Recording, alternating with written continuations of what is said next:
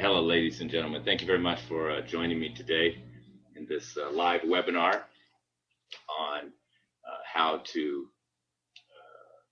manage, we should say, your nervous system. I didn't want to say just focus on insomnia or anxiety or managing stress, which of course, maybe that's your goal, but think of it in terms of your nervous system. Your nervous, just like your car has many systems, it has the electrical system, where your body has the nervous system. So we don't need to go into the anatomy to understand the different aspects of the nervous system.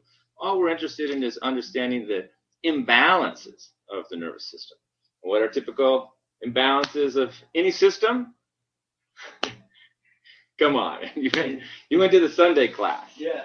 That's in Ayurveda. We have three main types of imbalances that can take place in any system. Vata, which would be light, air, active. So that would mean the nervous system would be overactive. Pitta. Pitta, but Vata would be overactive. So first you need to classify yourself in the type of nervous system imbalance that you have. We don't just think of how to sleep or what herbs to sleep or what herbs to relax. We're going to talk about different sedatives, nervines, adaptogens, a tonic, and nurturing herbs that can help you, of course, to sleep and relax and manage stress first. But first, we really need to classify your imbalance because we're talking about the nervous system today. So the first type of imbalance we call in Ayurveda a Vata imbalance of the nervous system. Vata Meja in the Mejavayu Sutra into the nervous system. So Vata is active. So this is the type of person whose nerves are very sensitive. Little sounds startle them, touching them startles them, noises bother them. So it's like a kind of hypersensitivity. And the mind's thinking a lot, thinking, moving. So there's a high sensitivity and overthinking, overactive, hyperactive often. So, and then of course this person gets too Vata or too anxious, too active. It's the same, that Vata energy creates activity. Then you have what we could call a panic attack. Because not only does the thinking starts going too fast, but then the heart starts beating quick, then the breathing starts going quick, maybe the hands start moving fast, and now you're having all of this panic. That's the nervous system, to Vata. That was my demonstration. So next, imbalance of nervous system is... you weren't here Sunday, okay. I'm here now. You're off the hook. I'm here to learn it now. Is a Pitta. But there's always going to be a Vata, Pitta, or Kapha imbalance to any system because it's Ayurveda, it's a tridoshic system. And this gives us a better perspective of understanding our systems and our body, and in this case, the nervous system. So we talk about Vata. That's the most common because the nervous system is very sensitive and susceptible to Vata energy, electromagnetic waves, overworking, stimulation, and it makes it move too quickly. Like coffee will make too much Vata, too much activity, and leads to this Vata in the nervous system. So the next category is Pitta in the nervous system. Pitta is, of course, we know, is sharp, hot, and also moving. So but the main quality is heating and sharp and penetrating. So this is a nerve pain, sciatica, burning nerves, burning in the feet, burning in the hands. These would all be conditions of Pitta or heat. Well, not so much the abdominal area, but we're talking the nervous system. So like burning hands, when the hands are burning, when the hands are tingling and numb, this is a type of Vata in the nervous system. But when they become burning and hot, which those people who have this know what I'm talking about. Anybody there have burning hot hands sometimes? Then you have Pitta in the nervous system, heat, inflammation, we could say, to be generalized in the nervous system. So sciatica would be both Vata and Pitta in the nervous system. This is what's very painful. Vata, behind pain, there's always Vata energy, but there's also a Pitta as well in many cases. So you get a burning pain in your nerves, burning, painful feet. You have Vata and Pitta in your nerves. inflammation, heat, and to some degree even probably overstimulation and depletion or aggravation of the nervous system. So the third category is kapha in the nervous system. This is the most of the three, the least common, and this would be signs of like lethargic, slow, depressed. Even we can get tumors in the nerves. That's a blockage because kapha is heavy and congestive and dense and slow. So if that's in your nervous system, you're going to be slow. You're going to think slowly, and you may feel sad and depressed because the nervous system is supporting the mind. So if the nervous system is depressed or kapha or slow or sluggish, then the mind will be slow, sluggish, and lean towards depression. Just like when the nervous system is too vata, too anxious, too stimulated, moving, then the mind will move towards overthinking, anxiety, nervousness, and obviously results in insomnia and other type of neurological conditions. If it progresses, then it can even damage the nervous system. If there's too much heat or pitta, then you can have serious neurological problems. MS, where the nerve sheath is actually damaged. Or in Parkinson's, this is vata, where the nerves are so depleted and so stimulated that they become like hyperactive. So those are the three categories. Now, of course, we're mostly going to focus on the first category, which is most common, and that is this hyper activity, overstimulation, and depletion. We call it vata in the nervous system, vata in the Ojai Sutra. So it's a nice, easy way to think about it. You have an overactive, depleted nervous system, and you want to, so what do you want to do? You want to settle it down. You want to sedate it. You want to support it. You want to nurture it, not detox it, not cleanse it, not stimulate it. It's a very important point. So before we cover the herbs, we have to talk a little bit about some of the common causes of this type of vata in the nervous system, or overactive nervous system, leading to anxiety, nervousness, insomnia, and even neurological problems and neurological diseases later in life. So tingling, numbness, these are the early signs. Dizziness, lightheadedness, fast breathing, palpitating heart. These would be the common symptoms of this type of imbalance in the nervous system. So you want to look for the early stages too, like tingling, numbness, poor sleep, waking up to hypersensitivity, because these are only going to progress. And if the nerves are not nourished and supported through food and herbs, then this imbalance could develop into actually damage to your nervous system. So let's look at some classifications of herbs, and the main classification would be nervine. Nervine is going to support the nervous system, to help settle it, to help, we could say that it's like food for the nervous system. It likes it, it feels calm, it settles down. And then we have sedatives. Sedatives or sedate the nervous system and make it slower and leads towards sleep. And then we have adaptogens. Adaptogens, they give you some energy, while at the same time reduce your stress. It's very nice. Adaptogens, very good. In fact, I forgot one here. See, can you get up there that tea called adrenal tea? I think it's a middle up there on the shelf. Just keep looking. Thanks. So we're going to talk about adaptogens as well. I'm glad I just brought one down. Thanks. And the herbs that can help you manage stress and give you energy at the same time. Because if you continue to push yourself when your nervous system is already fatigued and depleted through too much activity, too much stress, not enough eating, not restful sleeping, and of course too much stimulation in your food, in your diet, in your life, then you can push yourself to a point where you have a type of burnout. You could say like the electrical system in the car burns out. You know, you had plugged in too many things and you pushed it too much, or you plugged too many things into the socket and it just fries.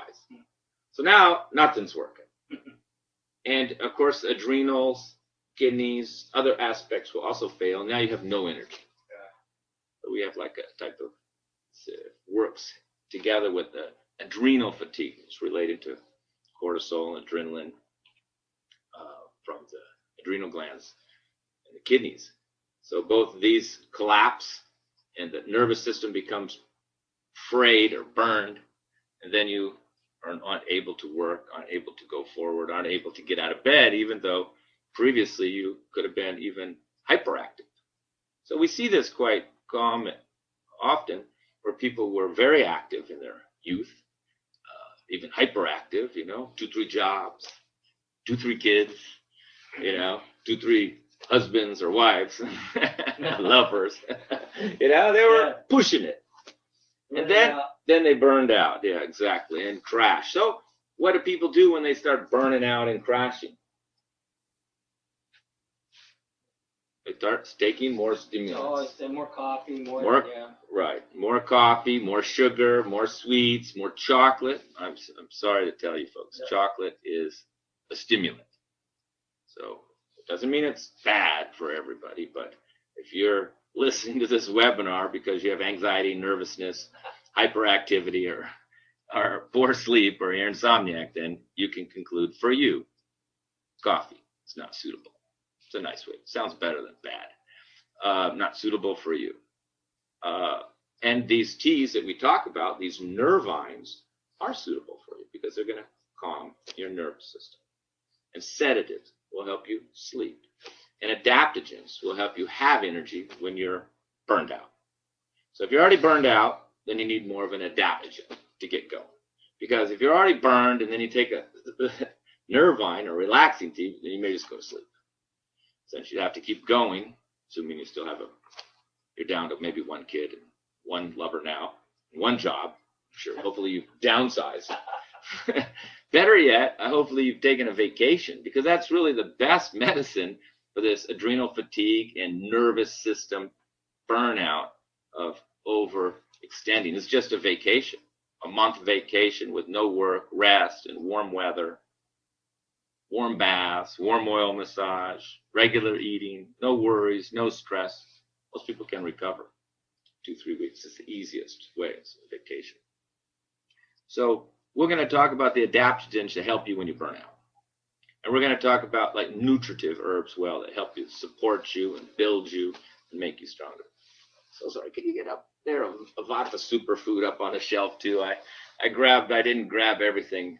Right there to the far, yeah, right there. So we're going to talk about formulas we can take that can nurture our system. So let's review. We're going to talk about nervines to settle the nervous system, relax. Sedatives to sedate it. Adaptogens to keep us going when we've kind of burned out and we need the energy, but we don't want to stimulate ourselves anymore, because that's partially why we got in trouble in the first place. And then like tonifying and nurturing herbs that support our nervous system and help it build so it has more of a membrane and has better communications between the cells and doesn't become depleted in the future. So let's start here with a simple little nervine.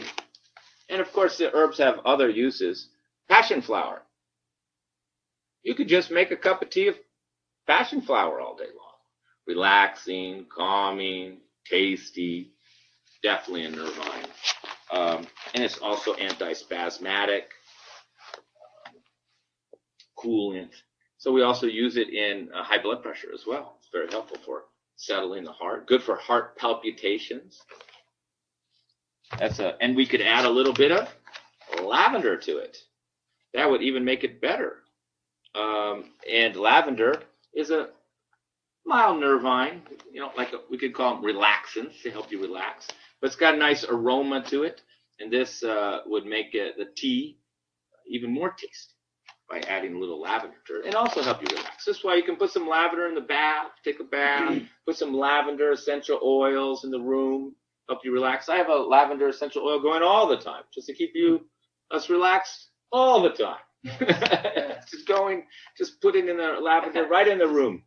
It's going all the time in the background to help us stay relaxed. Now, if you want something a little stronger, we could do like catnip, which I forgot to bring down because I have to leave it on the top shelf so the cats don't get it. But I brought skullcap. It's true. It's way up there. I have to keep it away. Skullcap. Now, this is a nice nervine, and it's also sedative. It can make you very slightly sleepy and relaxed, and works very well. And a lemon balm. I didn't mention lemon balm. We didn't bring it, but I'll show you the ingredients here of this relaxing and calming tea. And I'll make it real close so you can see it. Let's go through those real quick because we covered some of them already.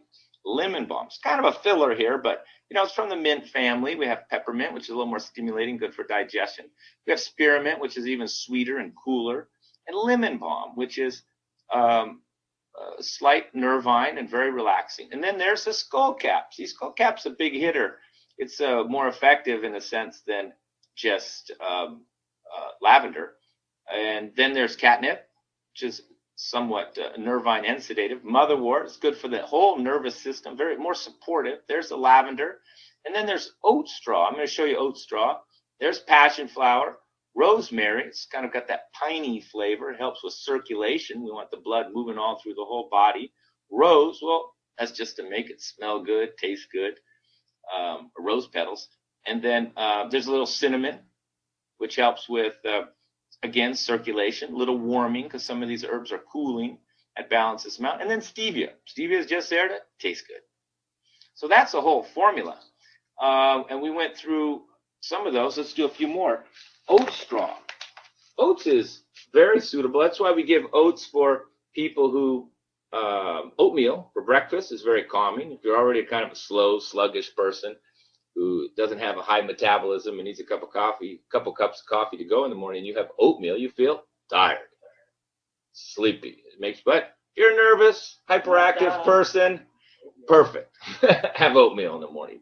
So oats is very soothing. And they say oats is like, it's a tonifying. It's more than just it's a mild nervine, it's a slight adaptogen. It's very soothing, cooling, comforting, and it's a tonifying herb. It's of all of these, it's probably one that we could call food for the nerves. So some of those, lemon balm was just making it tasty. And then we had these nervines in there, strong ones like skullcap and catnip, tasty ones like lavender, passionflower, motherwort, kind of for the whole for cardiovascular and heart. We also use it in the heart formula because we want the heart to be calm. We want the mind to be calm. We want the circulation to be good. So we put in a little rosemary, cinnamon, helps with circulation. It makes it more warm and heating. And then stevia. So very nice formula, very tasty formula. And with those rose petals and lavender and cinnamon, it tastes very well. So for people who have a lot of anxiety, you could be drinking that tea 3-4 cups a day and you're a different person. I tell people who have a lot of anxiety, why drink water? Bother with water. Just drink your relaxing tea all day long. You drink that 3-4 cups a day. Even people who call you spacey, airy, nervous, anxious will say you're a different person. All from drinking a little bag of tea. Nice. Very simple, magical. So, and this can help you avoid a lot of anxiety, help you avoid creating more stress, and leads towards better sleep that night. So now let's look at the sedatives, because after you relax all day with your 4 or 5 cups of nervine teas, then you can have some sedatives at night to knock out and kind of sedate the nervous system. So let's take a look here. Some of these in the sleep tea. See, the first one there is, well, we got a little lemon balm again, but not as much. There's less lemon balm. Catnip. And then the old favorite, chamomile. You could just have chamomile all by itself. It's a little bitter, but it'll get you sleepy. There's the lavender, a good for taste. There's the passionflower, good to relax for the nerves. But now look, the two real sedatives here. California poppy. That's right. That's a sedative. Don't smoke it, folks. Just have it in the tea. And then hops, which we make beer and alcohol from. And these are real sedatives. And then we just bring it all together with some licorice and some rose hops again, little antioxidants, we could say, and stevia just for the taste. So that will help you become real sleepy. But the real ingredients that are strong sedatives besides the chamomile, you could just do chamomile and lemon balm, chamomile and passionflower, be fine. I mean, you don't have to put in rose petals and lavender. But if you really want to make it nice and sleepy, poppy seeds. And you don't need a lot of poppy seeds to get sleepy. And then oats. Look at that, a big old bag of oats here. You always have to break it up. It comes in. You sure those are oats? Yep, those are oats. Yep. I mean, not oats, I'm sorry. Hops. What was I saying? Right, yeah, here was the oats over here. Hops. Hops flowers. Apologize. Hops. And I have to crush them up to make the tea there. You know, these are handmade teas. Literally the hops, we crush it up to make it, break it up a little bit. So those are nervines. And then the second tea, the sleeping and relaxing tea, was nervines plus sedatives together. Again, these are and some other supportive herbs like licorice and cinnamon and stevia for taste and rose petals. But you know, you could leave out these rose petals if you could leave out the stevia. It's not necessary. But if you throw in too much, hops is bitter, and also the chamomile can be bitter. So that sleeping tea can be bitter. If you want your children to drink it, to enjoy it every night, then you'll find it's better with the little cinnamon, little stevia, and lavender.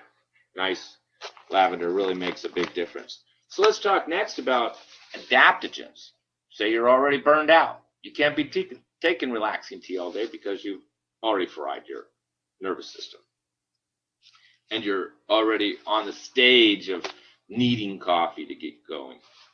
It's better that you start managing your nervous system before it becomes too advanced and you damage it or you burn out and you have to have coffee to sustain yourself.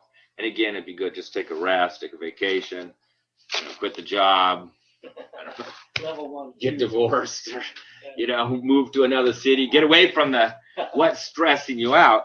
But if you can't and you've got to keep going, then you do have an answer, and that's an adaptogen. It's the most famous Chinese herb, the king of all herbs in Chinese medicine. We're not talking reishi or shiitake mushrooms, but for an adaptogen, what's that? Anybody know?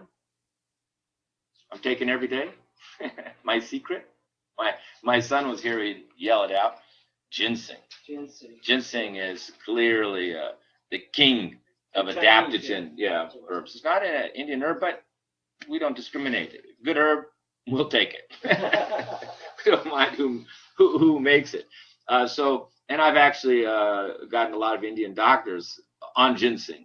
Once you start having ginseng every day, you don't go back to coffee. I mean, it's a nice buzz, and you can still sleep at night. You get the energy. It's like a little ginseng vial. I didn't bring them down here, but they come like in little bottles, and you just suck them down with a little, they're often in honey. I have some out on the counter. I don't even have any in the office here.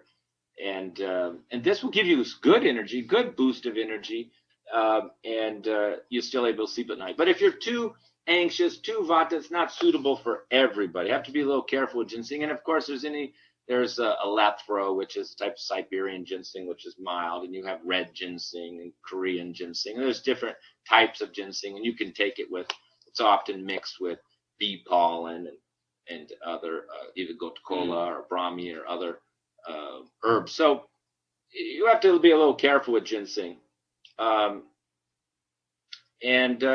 Somebody's asking me how much can I take a day. Hey, thanks for the question. Just throw them up there. Not too much. I have taken too much. When I travel and I reach the other country and I just came in after being on a plane and I really should be wiped out resting, but instead I'm doing some class or workshop or something like that, then I'm just taking ginseng 2 or 3 times during the day. And it comes in little bottles. I don't really take it in capsules. You can get it in capsules. I can also get it in powder. It's very expensive when you buy pure white ginseng or red ginseng in powder form. But I have had it, and mix it up in little honey. We mix it with honey and to make little balls, ginseng and bee pollen and honey. You want to talk about energy. We're kind of changing the subject here, but these are adaptogens because bee pollen is like an adaptogen too. Bee pollen is really super because bee pollen is got the nurturing.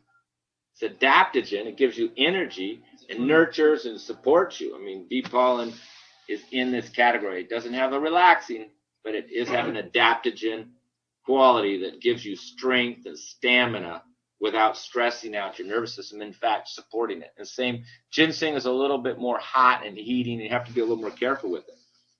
So you don't want to take too much and take it in the morning and take it with food. But a more mild adaptogen, the one used in Indian herbology, often called the ginseng of Ayurveda, is ashwagandha. I didn't bring it down, but I did bring a bag of it down. So this is we could call an adaptogen tea. This is for somebody, you're already burned out. See, it says lower stress, non-stimulating energy, adrenal support. So this is you're burned out, tired, overworked, and you can't imagine stopping your coffee. And ginseng may be too much for you. So we take this. The first ingredient, ashwagandha. Second ingredient, alethro. Alethros, remember that's a form of ginseng, Siberian ginseng. It's a mellow form of ginseng. There's American ginseng, Chinese ginseng, Korean ginseng. So there are different degrees. And then licorice, which also supports the adrenal glands. A cardamom just makes it taste really nice. Well, we got some cinnamon in there and a little ginger just to warm it up. Very pleasant tea. Can drink it 2-3 cups a day, particularly in the morning, and you'll be doing very well. So often a person who's needs something to get going in the morning, I give them this adrenal tea, or we could say burned out person tea who needs coffee but can't keep doing it because coffee's dehydrating, overstimulating their nervous system and making the condition actually worse. Give them this, have this in the morning.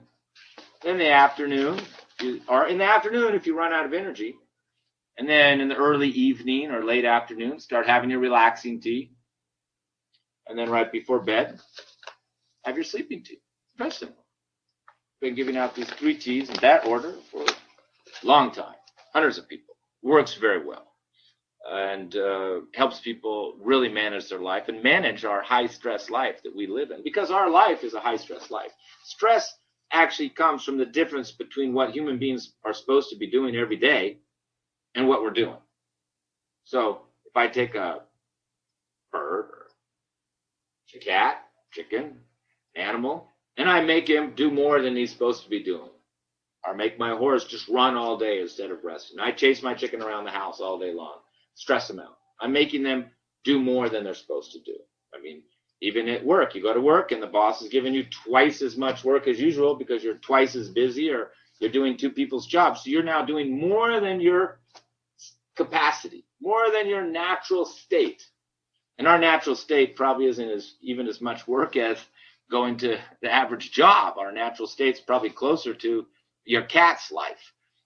Just taking a nap, sleeping good, eating, walking around, doing some work like looking for some mice or rats, lying around a little bit more, eating a little more, taking another nap. That's probably our natural pace right there. And of course, mating, napping, eating, resting, those things. And repeat a couple times a day. Yeah, mating again. That's probably our natural pace. And since very few of us are living at that rate, we're living faster, we're doing more, we're pushing ourselves, we're trying to achieve more. We're managing more than our capacity, pushing ourselves. And that difference between our natural state and what we're doing, that's creating the stress. So that's why we like to go to nature. That's why I live in the mountains. That's why I don't want to have a big company. That's why I don't want to have too much money. That's why I don't want to have a lot of employees, because that's all going to create more stress. My natural state is closer to going slow, relaxing, going about my day, doing my work at not a fast pace. So, of course, you learn these lessons later in life after, of course, burning yourself out like many of us did in our youth. So that is said with a little bit of hindsight and wisdom, which we often don't have when we're young. Well, we can next talk about a few herbs, Indian herbs. But before that, I want to talk about support for the nervous system. We know that all of these herbs will support the nervous system, even the ashwagandha, and to a lesser degree, the ginseng. But real eating on time, sleeping on time, having nutritional foods, whole foods, even dairy, building foods, these will all help the nervous system. In fact, low-fat diet is depleting for the nervous system. A lot of our neurological problems are caused by low-fat diet. Dehydration also leads to sensitivity of the nervous system. Sensitivity to touch can result in numbness, tingling. The arteries become dry, circulation becomes poor, and then the extremities in the body aren't getting enough circulation, which we can see with cold hands, cold feet, even dizzy, lightheadedness, not enough oxygen to our head. So this is all depleting our nervous system. So we need to support the nervous system as well as just calm it down. So foods can do that. And here we have Vata superfoods. And one of the is wheatgrass, which is very nurturing. Dashamula, which is an Indian formula meaning 10 roots. There's moringa in there. There's spirulina. There's chlorella. And there it is, what I'm looking for. Ashwagandha. Right in the daily formula. Beetroot for its nutritional power. And there's a little cumin, cinnamon, ginger. That's all for help you to digest it because it's quite heavy. Spirulina, chlorella, and wheatgrass are heavy. They're hard to digest, particularly when you mix them in with like a little goat milk or something. So we put a little ginger, cinnamon to warm it up and help you digest it. And then kelp to give you these wide range of minerals, even better than salt. We get more minerals out of kelp. And then, of course, a little stevia just to taste it good because spirulina tastes like a fish tank without some stevia to make it a little sweet. Very nutritive, very supportive of the nervous system. So we can talk about a few Indian herbs. Then we're going to talk about, of course, some of the causes of these imbalances. But the famous Indian herbs are jatamansi. Jatamansi, we could say, is like passionflower. And it's very calming, nervine. And it's used in almost all relaxing formulas. And also brahmi. Brahmi, of course, is for the brain more than the nervous system, but it's calming. And there's brahmi and like gotakola brahmi. And they're helpful for the brain, memory, circulation in the mind, calming all neurological problems, all mental problems, ADHD, attention deficit. All these we'd always include brahmi. And jatamansi is like the calming nervine. And shankhpushpi, another Indian herb, is also a nervine that's relaxing, but it's cooling. And actually, it's very good for anger and irritability. So, and then there's tagar, which is often referred to as Indian valerian. So this is a big sedative. So let's take a look. Since we covered all those herbs, we can take a look at this formula here. Calming formula. Ayurvedic calming formula. Naturally reduces nervousness and anxiety. First ingredient, ashwagandha. Second, jatamansi, nervine, calming. Of course, ashwagandha is an adaptogen. And then we have shankhpushpi, also nervine, but cooling, good with irritability. Tagar, just a little tagar, because we don't want you going to sleep in the day with this, but it's a sedative, and it really adds some potency to the overall formula. And then brahmi. Very nice formula. You can take this once or twice a day with a little warm water, and it can take out panic attacks. And compared with the tea is very relaxing, very tasty. Well, the Ayurvedic herbs don't taste as good, but much stronger. So if you're just a little anxious, then this is fine. But if you're having panic attacks, you're trying to get off of medication or avoid having to take medication, then you're going to find taking the powdered herbs, not just the infusion of the tea where you're only taking the extract of the properties of the tea, which it makes it weaker and lighter and kind of rush into the system. You're going to get more lasting, stronger effects by actually ingesting the herb directly, particularly if you had it with warm milk, goat milk, for example, because it's going to go best with some fat. Because as I mentioned earlier, lack of fat can create some of these problems as far as making the nervous system weak.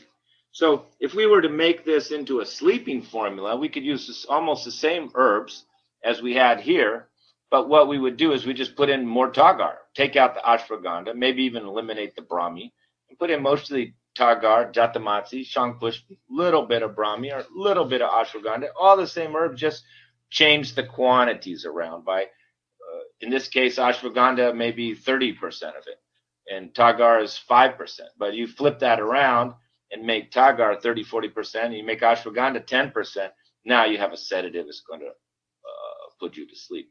And in compared with the sleeping tea, I always say to people, will make you sleepy and sleep deeper. But if you're really insomniac, then you better to have the Ayurvedic herbs. They have more of a knockout sedative effect. And actually, you can take them together by putting some of the Ayurvedic sleeping formula inside the sleeping tea. And this makes quite a strong concoction. Same with the relaxing tea. Many people drink the relaxing tea, but if it's not doing enough for them, they put a little bit of the calming herbs in with it, and that really takes it to the next level and helps you a lot. So I hope that gave you a good idea of how easy it is to manage your nervous system when it's overly active like this, and to settle and to relax and to sleep deeper. Many of us don't realize the importance of good sleep. People think sometimes that this is always the way it's been. They've always woken up easy. They always were a light sleeper, and they've just come to accept it. It's kind of like accepting that your tailpipe always dragging from the back of the car. I mean, you just you got used to it. Still, the car's still going, but so not having good sleep will create fatigue the next day, weaken the immune system, and this can lead to even autoimmune conditions by this never having the nervous system restored, not alone all of the other metabolic functions that take place with the body. In the liver is just one organ, but we're talking about the nervous system, and the nervous system also needs its rest. And if you're not having deep sleep, where you have periods of time where you can't remember, and you don't feel rested in the morning, then you may need some of these nervines or sedatives to make it deeper. If you're going to have an important event the next day, even though you normally sleep well, because it's important, like catching a plane or a big meeting, you tend to not sleep the night that you do need to sleep the most. And that's another good time to take these nervines and sedatives to help to manage the nervous system. So you feel you have your friend. You have a big day tomorrow, but you've got your buddy, the sleeping tea, which you have a big, strong cup of this, and you're going to sleep deeper. You're not going to wake up in the middle of the night. You're going to feel more refreshed the next day. So a lot of people with anxiety and nervousness are particularly fatigued. A lot of people with fatigue, once they sleep better, their energy gets better. So a lot of people say, well, why didn't you give me something for the energy? And I said, I did. I gave you herbs to help you sleep. And once you sleep better, you're going to have more energy. Same with digestion. When your digestion's poor, you have malabsorption, and you don't have energy. So if you fix the digestion, and eating habits, you're going to have more energy. If you improve the sleep, you're going to have more energy. But what do we do when we have no energy? We ignore our poor digestion, our poor digestive problems, We're still not sleeping well, and we tend to continue overstimulate ourselves. So I would say, this is like you have a horse. I have a horse. Maybe after this webinar, I'll go ride my horse. So I admit, thinking of my horse while I'm doing this webinar. And I'm thinking, how is my horse after all those rains today? But a horse, if you ride him all day for a few days, he becomes fatigued and tired. When I go to see him, if I've been riding him a lot, then he's fatigued.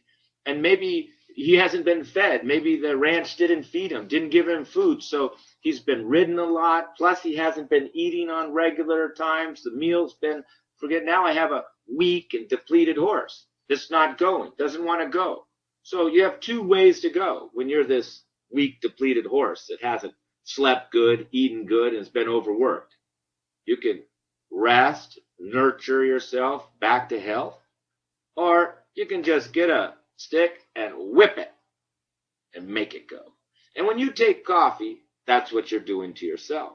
You're not helping yourself. You're not supporting your nervous system. You're not recovering. You're not taking a break. You're just getting a whip, the coffee, and drinking it down and going. And this is, of course, leading to more health problems in the future, neurological in this sense, and ultimately a type of crash and burnout where even the coffee won't work after a while. And generally, that's the time people start coming to me. Unfortunately, hopefully this webinar can help you to manage your nervous system before you reach this burnout crash state. And I hear it all the time that 20 years they were working, got tired. In their youth, they were hyperactive. Then they were working, living off of coffee for another 20 years. 20 years, they were just full of energy, no problem. Another 20 years, they pushed it another 20 years with coffee and chocolate and alcohol and who knows what else. Stimulants. And then at a certain point, the body just can't keep going with these stimulants. It needs, the nervous system needs its support. So we put it in simple terms, but, we only need the information to take care of ourselves. So, studying anatomy or looking at things from a complex point of view, or even breaking things down and looking at, do I have enough magnesium, calcium, and minerals? This, I think, complicates things more than it does really help you to understand what needs to be done. I mean, when you're anxious and nervous and you're getting muscle cramps and twitching, sure, you can take magnesium and you see it go away. But once you stop taking the magnesium, guess what? It all comes back. Because you haven't really addressed the cause. You haven't really fed the nerves. I mean, magnesium, if it's not in a food base, it's a kind of synthetic, isolated nutrient, which the nerves are going to feel settled. Just like we know that our muscles relax with magnesium. They contract and tighten up with calcium and relax with magnesium. So if your muscles aren't relaxed and you're all stiff, you have magnesium, they're going to relax. Your muscle or colon's tight and you have magnesium, it's going to relax. So it's relaxing, but it's only most of them are synthetic, magnesium sulfate, for example, and they are only going to work for that short period of time. And now, of course, we know that many of these synthetic supplements have long-term negative consequences on our kidneys, like calcium citrate, calcium magnesium, creating kidney stones, blockage in the kidneys. So long-term use isn't a good idea. But here, when we're dealing with herbs, we're not dealing with a synthetic substance made in a laboratory, which most of our vitamins are. We're dealing with food that's just ground up into a powder, and we're taking it to feed our nervous system. You can't live off of, your body and your muscles can't live off of lavender or passionflower, but your nerves like it. So think of it as feeding your nervous system. And if you keep drinking coffee, think of it as whipping your nervous system.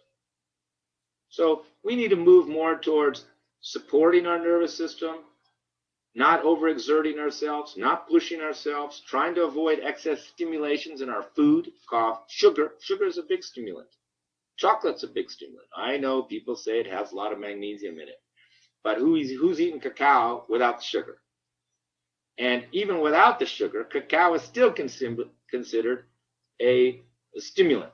You can have just pure black chocolate, no sugar, and you still get your little chocolate buzz, which is fine if you're not have an overactive nervous system. But it is inflammatory too, increased joint pain, inflammation, cacao. So just because it has magnesium doesn't mean you can take a lot of it. And chocolate's a good example of that because it has a lot of magnesium, but if you take a lot, you won't sleep. Sugar or no sugar in it. So you want to avoid the stimulants. If you're tired, focus on the adaptogens, the ashwagandha, the ginseng. If you're a bigger person, you want something stronger, and elethro, which is a mild adaptogen.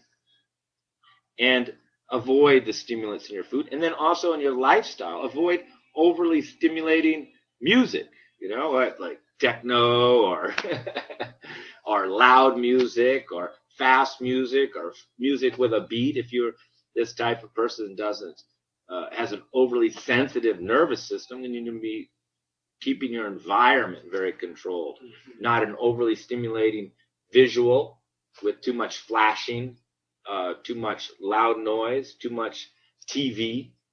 TV is very stimulating. So if you're watching TV all the time, or you just have a TV going in the room, this is all being processed by your brain, affecting your nervous system. Violence, war, violent movies, violent games, the news. It's all overly stimulating and even somewhat depressing.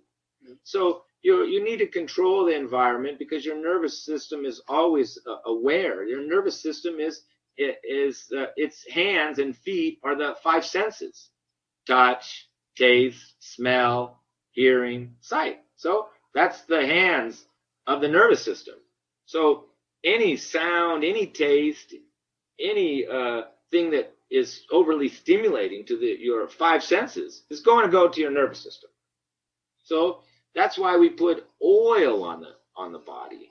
In fact, there's many herbal oils called, one we see even in the health food stores these days, called Vata massage oil. Well, if you look at Vata massage oil, it's got sesame oil, and then they put some of these same herbs that I just mentioned: shankhpushpi, brahmi, ashwagandha, jatamansi. These are in the oil, cooked in the oil, and then you put it over your whole body, and it's going right to every nerve in the whole body, because you got the nerves in the bottom of your hands, you got the nerve endings on the bottom of your feet, you've got nerve around your temples. So you can put this oil on your head, relaxing nervine oil on your head and your forehead, and relax. For babies and children, we can get this relaxing tea, and we can put it on their feet and help them sleep better. So let's just summarize there, and we'll call it a webinar. Avoid the stimulants by eating, drinking, hearing, touching. Focus on adaptogens, nervines, and sedatives in that order. A little adaptogen to get you going, a little nervine to keep you calm in the day, and sedative type of formula in the evening to help you sleep deep, to keep the immunity strong and help you be restful for the next day. And whether using Chinese herbs, Indian herbs, Mexican herbs, South American herbs, it doesn't matter.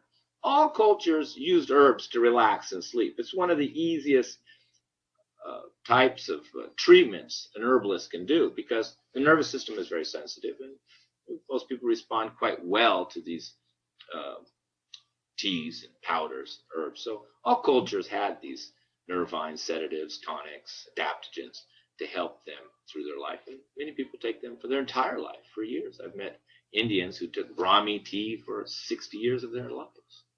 Now they're 70, 80 years old and have a good memory and good circulation. And I'm sure that's from taking brahmi tea for 60 years. Why they still have that sharp memory are people who've had ashwagandha every day for 40 or 50 years, and now they're in their 70s and their 80s, and they're still going strong with no fatigue. So these herbs can be taken long-term because they're foods. So of course, some herbs are not made to be taken long-term, but the ones we'll talk about today are fine, even for children. In fact, I've taken relaxing teas or passionflower or lavender and cooked up a tea and just mixed it 50-50 with milk and given my child in a milk bottle. They go right to sleep. Putting a little relaxing or sedative oil on the feet of the baby, right to sleep. Getting a little lavender and just rubbing it together and inhaling it around the child's nose, and it just goes right into the brain, into the nervous system, helps them relax. You can take these herbs in oils, you can take them in teas, you can take them in powders, you can take them in essential oils, you can even burn them in a type of incense to help you relax. So, hope that helped you to relax and to sleep better. And of course, if you need any help with your nervous system, or your nervous system has progressed to the point where you have serious neurological problems or imbalances in the mental state, we could say, then maybe you need professional help. And I would formulate and make herbs and teas specifically just for you. Because, of course, we can adjust it on the individual. Some people need different herbs. Some herbs are helpful with depression. Some herbs are helpful with irritability, anger. And, of course, there could be pain involved. So we may want to add other types of herbs to help with inflammation and pain. Okay? Thank you very much. And feel free to stay, and we'll chat online a little bit, and I'll answer your questions right now. Thank you. Very good.